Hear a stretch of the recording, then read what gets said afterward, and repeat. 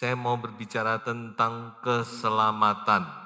Injil Lukas pasal 2 ayat yang ke-11.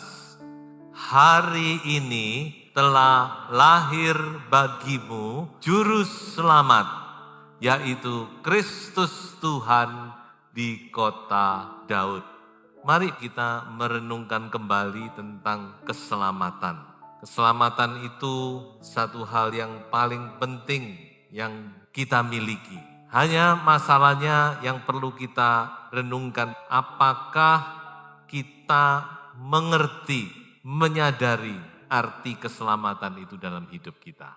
Mari kita mau merenungkan arti daripada keselamatan itu. Kita mau segarkan kembali, karena Natal identik dengan juru selamat.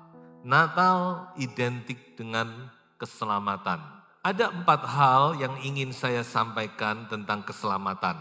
Yang pertama, bahwa keselamatan itu adalah nyata, real, bukan abstrak. Mari kita baca ayat ini. Saudara-saudaraku yang kekasih, sekarang kita adalah anak-anak Allah, tetapi belum nyata apa keadaan kita kelak. Akan tetapi kita tahu bahwa apabila Kristus menyatakan dirinya, kita akan menjadi sama seperti Dia. Sebab kita akan melihat Dia dalam keadaannya yang sebenarnya. Perlu kita ingat bahwa keselamatan yang kita terima itu adalah sesuatu yang real, nyata, bukan hal yang abstrak. Mengapa saya katakan demikian? Karena sekarang ini kita masih belum melihat kenyataan dari keselamatan itu. Gimana sih keselamatan itu? Kita belum lihat. Mungkin ketika kita terima Yesus, saudara merasakan damai sejahtera, saudara merasa sukacita, dan seterusnya. Mungkin hanya sebatas itu saja yang kita rasakan. Tetapi sebenarnya keselamatan itu bagaimana? Itu kita belum melihat, belum nyata. Menjadi anak Allah itu bagaimana? Belum nyata. Masih samar-samar kata Paulus. Tetapi saudara-saudara ingat, ada satu saat keselamatan itu akan menjadi nyata. Kapan itu? Pada waktu Tuhan Yesus datang. Atau kalau Tuhan Yesus belum datang, pada waktu saudara dan saya meninggalkan dunia ini. Di situ kita baru mengerti, oh ini keselamatan itu. Inilah menjadi anak Allah itu.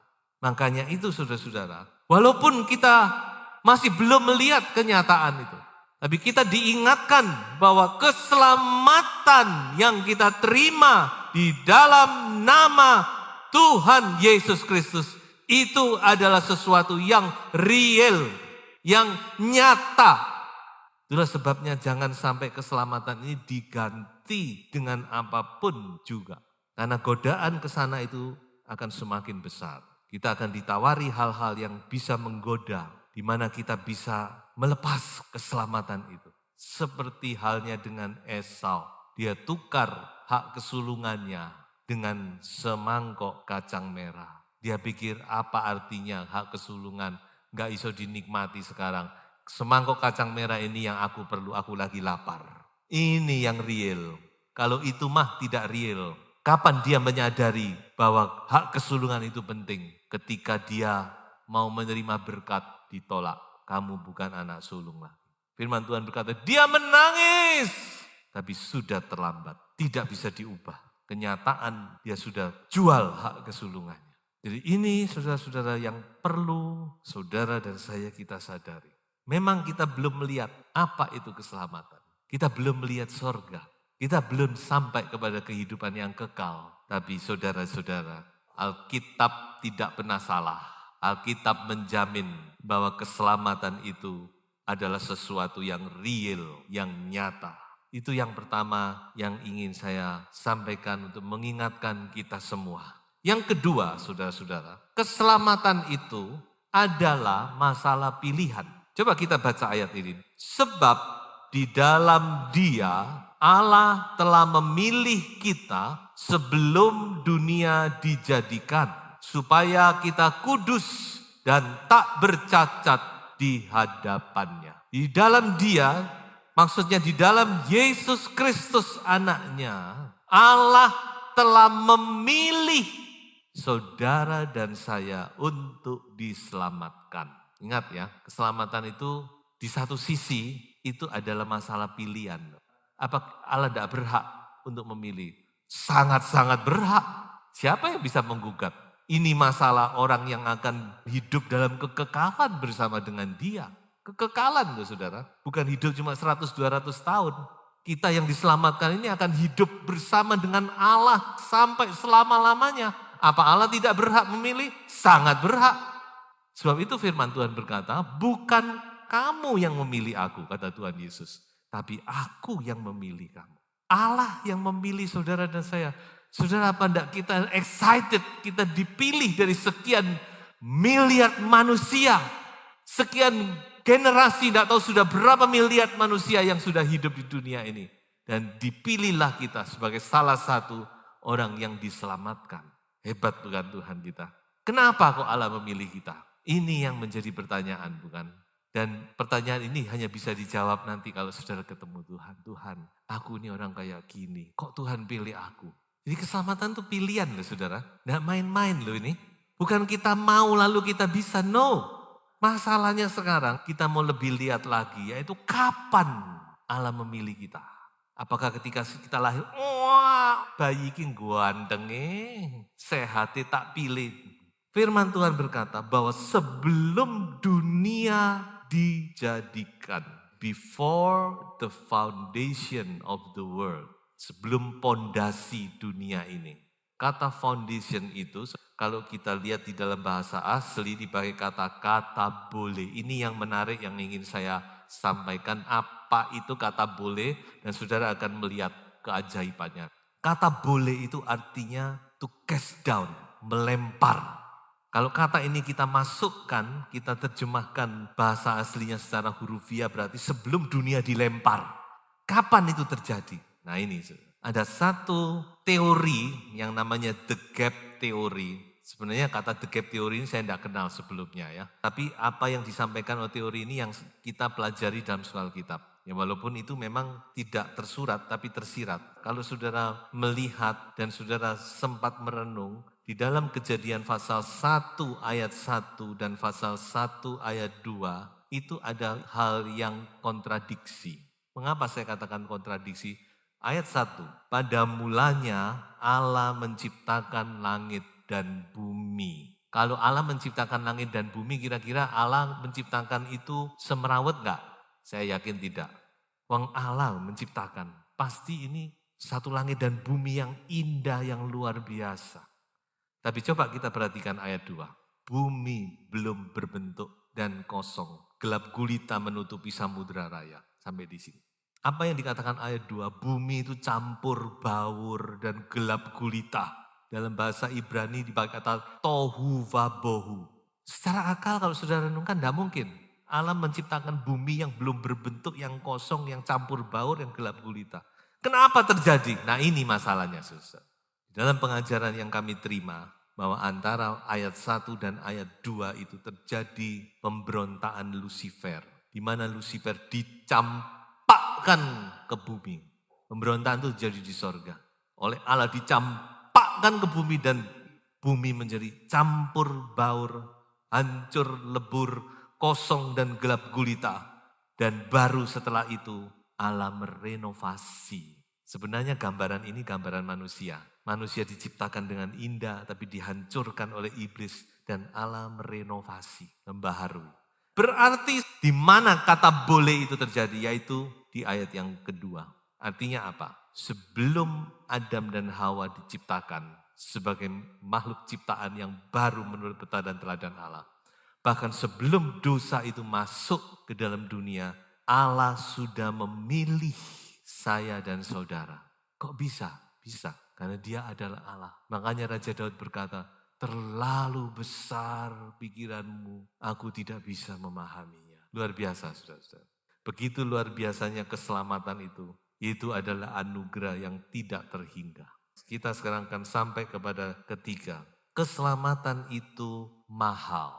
Saya ulangi ya, keselamatan itu real, keselamatan itu pilihan, dan yang ketiga keselamatan itu mahal. Mari kita baca ayatnya. Sebab kamu tahu bahwa kamu telah ditebus dari cara hidupmu yang sia-sia, yang kamu warisi dari nenek moyangmu itu, bukan dengan barang yang fana, bukan pula dengan perak atau emas, melainkan dengan darah yang mahal, yaitu darah Kristus, yang sama seperti darah anak domba yang tak bernada dan tak bercacat. Ketiga ini kita akan melihat harga keselamatan. Firman Tuhan berkata, keselamatan itu sangat-sangat mahal harganya. Untuk menyelamatkan manusia, tidak cukup Allah mengutus malaikatnya yang terhebat sekalipun untuk menyelesaikan masalah dosa. Tidak cukup. Tidak cukup Allah kirimkan kerubiumnya untuk menyelesaikan dosa, untuk menghancurkan iblis, tidak bisa. Tapi hanya satu cara untuk menyelamatkan manusia. Allah harus tinggalkan tahtanya. Anak Allah itu harus tinggalkan tahtanya yang maha mulia, maha tinggi di sorga, dan dia harus lahir sebagai manusia. Itu. Jadi ketika peristiwa Natal terjadi, ada sesuatu perubahan yang luar biasa di sorga. Kenapa? Tahta anak tunggal Allah itu kosong. Lalu di mana anak tunggal Allah yang duduk di sebelah kanan Allah Bapa itu? Dia ada di dunia dan lahir sebagai seorang bayi. Dan bukan cuma itu, tapi Tuhan Yesus dia harus mati. Dia lahir untuk mati di salib. Karena dia harus mencucurkan darah, sebab darahnya yang bisa membayar, menebus kita. Perhatikan kata menebus. Karena dosa kita ini digadaikan kepada iblis, terjual kepada iblis. Lalu bagaimana? Karena Allah Maha Kuasa, Allah bilang, iblis turuti perintahku, keluarkan orang ini. Tidak bisa, Allah nggak bisa pakai cara begitu. Dia harus tebus, harus ditebus. Mau mengeluarkan barang yang sudah digadaikan, harus ditebus. Dan harganya adalah darah. Darah anak domba yang tak bercacat dan tak bercela. Sebab itu keselamatan itu mahal. Tidak bisa kita beli dengan harta. Mazmur 49 berkata, dengan kekayaannya, hartanya, manusia tidak bisa membeli keselamatan. Terlalu mahal harga penebusannya. Sudah nanti baca Mazmur 49, sudah akan tahu di situ. Terlalu mahal harga itu.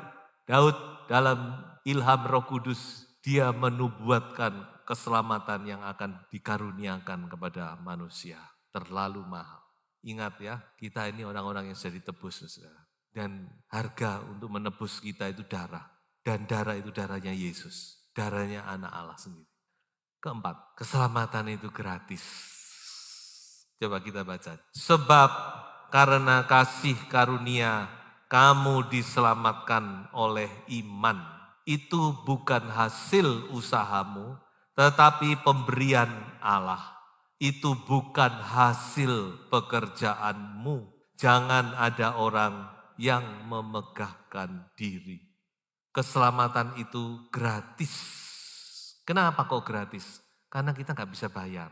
Makanya sama Tuhan, wis timbang kamu gak bisa bayar, tak kei gratis. Cuma-cuma pemberian. Sama sekali sedikit pun kita tidak punya andil.